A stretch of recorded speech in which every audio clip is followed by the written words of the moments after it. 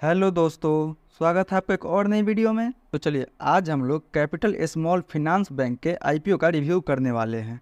लेकिन उससे पहले अगर आप चैनल पर नए हैं तो कृपया इस चैनल को ज़रूर सब्सक्राइब कर लें ताकि आपको सारी अपडेट टाइम पे मिलती रहे। तो चलिए वीडियो को स्टार्ट करते हैं और सबसे पहले देखते हैं कि हम इस वीडियो में कौन कौन से पॉइंट को डिस्कस करने वाले हैं। तो देखिए, सबसे पहले हम लोग इस कंपनी के बारे में देखने वाले हैं कि ये कंपनी काम क्या करती है और इसका रेवेन्यू सोर्स क्या है। दूसरे नंबर पे हम कंपनी के कुछ पीर ग्रुप के बारे में देखेंगे कि इसी के जैसे सिमिलर कंपनी मार्केट में और कौन कौन सी पहले से लिस्टेड है और उनका पास्ट रिकॉर्ड क्या है।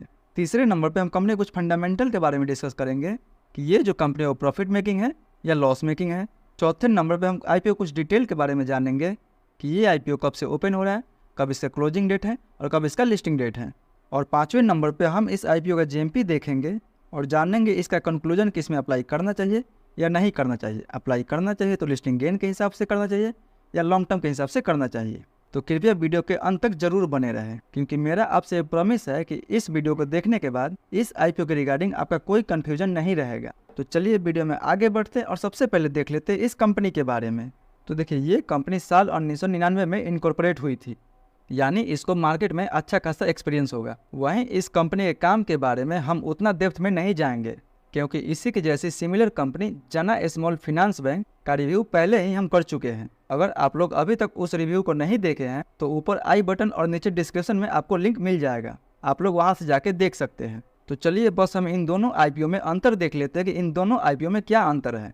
तो देखिए, ये दोनों कंपनी पहले एनबीएफसी कंपनी थी, लेकिन कैपिटल स्मॉल फाइनेंस बैंक को साल 2015 में एसएफबी का लाइसेंस मिल चुका आरबीआई के द्वारा, यानी अब ये एनबीएफसी से एसएफबी यानी स्मॉल फाइनेंस बैंक बन चुकी है और अब ये फुल्ली बैंक के रूप में काम कर सकती है। यानी अब ये डिमांड डिपॉजिट जैसे सेविंग अकाउंट, करेंट अकाउंट को भी खोल सकती है। वहीं कंपनी का टारगेट मिडिल इनकम कस्टमर पे रहता है क्योंकि मिडिल इनकम कस्टमर अपने लोन को टाइमली चुकाने के लिए जाने जाते हैं। वहीं कंपनी के हेडक्वार्टर पंजाब के जलंधर जिले में स्थित है और कंपनी अपने आप को पंजाब के बाहर जैसे हरियाणा, राजस्थान, दिल्ली, हिमाचल प्रदेश और छत्तीसगढ़ तक फैला चुकी है। यानी अगर सिंपल भाषा में समझे तो ये कंपनी एक छोटे बैंक के तौर पे काम करती है। तो आई होप कंपनी का काम जो है आपको समझ आया होगा। अगर कंपनी का काम समझ आया होगा तो कृपया इस वीडियो को एक लाइक जरूर दीजिए। तो चलिए अब हम लोग देख लेते हैं कि इसके जैसी मार्केट में और कौन कौन सी कंपनी है जो पहले से लिस्टेड है। तो इसी की जैसी मार्केट में एक similar company Ujjivan small finance bank, Suryoday small finance bank, AU small finance bank, Equitas small finance bank, ये सब कुछ इसके पीर ग्रुप है जो मार्केट में पहले से लिस्टेड है। और अगर हम इसका पास्ट रिकॉर्ड देखते हैं तो इसका पास्ट रिकॉर्ड भी हमें अच्छा खासा देखने को मिल जाएगा। तो चलिए अब हम लोग कंपनी के कुछ फंडामेंटल के बारे में देख लेते हैं। तो अगर सबसे पहले हम कंपनी के रेवेन्यू के बारे में बात करते हैं तो कंपनी का रेवेन्यू तो ईयर ऑन ईयर बेसिस पे अच्छा ग्रो कर रहा है। देखा जाए तो 2021 में कंपनी का रेवेन्यू 557 करोड़ के आसपास था। वहीं 2023 में कंपनी का रेवेन्यू 725 करोड़ के आसपास हो गया। और वहीं अगर कंपनी के प्रॉफिट की बात की जाए तो कंपनी का प्रॉफिट भी लगातार ईयर ऑन ईयर बेसिस पे अच्छा ग्रो कर रहा है। यानी कंपनी का प्रॉफिट 2021 में 41 करोड़ के आसपास था, 2022 में 63 करोड़ के आसपास हुआ, 2023 में 94 करोड़ के आसपास हुआ और अभी फाइनेंशियल ईयर 24 में बस Q2 तक का देखा जाए तो ये ऑलरेडी 54 करोड़ के आसपास प्रॉफिट जनरेट कर चुकी है। यानी हम इससे अंदाज़ा लगा सकते हैं कि फाइनेंशियल ईयर 24 में ये कंपनी लगभग 110 करोड़ के ऊपर प्रॉफिट जनरेट कर लेगी। यानी देखा जाए तो कंपनी प्रॉफिट के मामले में तो ठीक ठाक है। वहीं अगर रिजर्व एंड सरप्लस की बात किया जाए तो कंपनी के पास अच्छा खासा रिजर्व एंड सरप्लस भी मौजूद है। देखा जाए तो अभी तक कंपनी के पास 676 करोड़ के आसपास सरप्लस पड़ा हुआ है। वहीं अगर सरप्लस की तुलना में कंपनी का उधारी देखा जाए तो कंपनी अपना उधारी हर समय कम करने की कोशिश कर रही है। हालांकि देखा जाए तो 2021 में कंपनी के पास 617 करोड़ का उधारी था और वहीं अभी तक कंपनी के पास बस 573 करोड़ का उधारी है। यानी देखा जाए तो कंपनी के पास उधारी से ज़्यादा इसका सरप्लस मौजूद है। ये कंपनी के लिए अच्छी बात है। वहीं इस कंपनी कुछ और इंडिकेटर के बारे में बात करते हैं तो ये लगभग 19 के पी पे मार्केट में आ रहा है। यानी देखा जाए तो ये अपने इंडस्ट्री के शेयर से हाई है। यानी अपने इंडस्ट्री के शेयर से ये शेयर हमें महंगा दिया जा रहा है। वहीं इसका डेप्ट टू इक्विटी की बात करें तो वो लगभग 0.95 का है।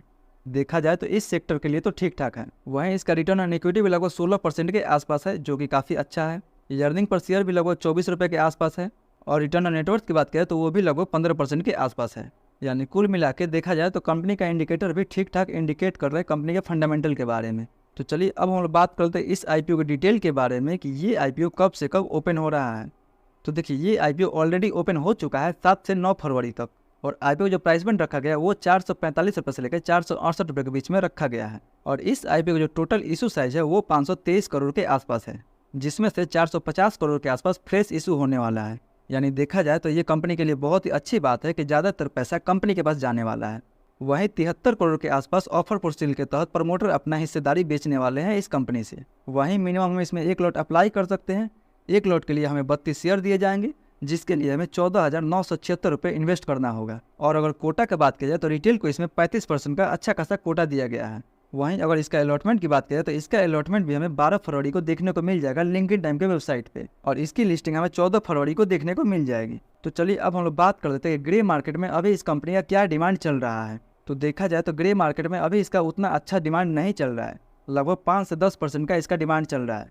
लेकिन फिर भी अगर 10% के हिसाब से भी देखते हैं तो पर शेयर पे हमें 46 रुपये का प्रॉफिट बता रहा है। 32 शेयर का लॉट है, उस हिसाब से देखा जाए तो लगभग हमें 1400 के आसपास प्रॉफिट मिल सकता है पर लॉट पे। यानी देखा जाए तो इसको तो हम उतना अच्छा खासा नहीं कह सकते हैं, क्योंकि हम इतने कम जीएमपी के भरोसे नहीं रह सकते हैं। तो चलिए अब हम लोग देख लेते हैं इस आईपीओ का कंक्लूजन क्या रहना चाहिए, इसमें अप्लाई करना चाहिए या नहीं करना चाहिए। तो चलिए हम लोग सबसे पहले देख लेते हैं क्या लिस्टिंग गेन के लिए इसमें हमें अप्लाई करना चाहिए या नहीं करना चाहिए। तो देखिए इतना कम जीएमपी चल रहा है 5 से 10% का, तो अगर इतना जीएमपी तीसरे दिन तक बने रहे तो इसमें तो हमें बिल्कुल नहीं अप्लाई करना चाहिए, क्योंकि 5 से 10% के जीएमपी पे हम रिलाई नहीं कर सकते हैं। जीएमपी एक एक्सपेक्टेशन होता है जिस पे हम फुली ट्रस्ट नहीं कर सकते हैं। वहीं अब बात कर लेते हैं कि कंपनी लॉन्ग टर्म के लिए कैसी रहने वाली है। तो देखिए कंपनी का सेक्टर तो काफ़ी अच्छा है और कंपनी का फंडामेंटल भी अच्छा है, लेकिन हाँ कंपनी थोड़ी महंगी ज़रूर मिल रही है हमें। तो इसमें हम जितना लंबे समय के लिए जाए उतने हमें अच्छा प्रॉफिट देखने को मिलेगा। यानी इसमें हम कुछ शॉर्ट टर्म गेन की उम्मीद नहीं कर सकते हैं। लॉन्ग टर्म यानी 3 से 4 साल के लिए जाए तो ही इसमें बेटर रहेगा। तो ये तो थी मेरी पूरी राय इस आईपीओ को लेके। आपकी क्या राय है इस आईपीओ को लेके, और कौन कौन इस आईपीओ में अप्लाई करने वाला है वो मुझे कमेंट बॉक्स में ज़रूर बताएं। तो आई होप आपको ये वीडियो अच्छी लगी होगी। वीडियो अच्छी लगी होगी तो अपने दोस्तों से शेयर कीजिए, वीडियो को लाइक कीजिए, और जो भी आपका सवाल है वो हमसे कमेंट बॉक्स में ज़रूर पूछिए। मिलते हैं अगले वीडियो में, तब तक के लिए धन्यवाद।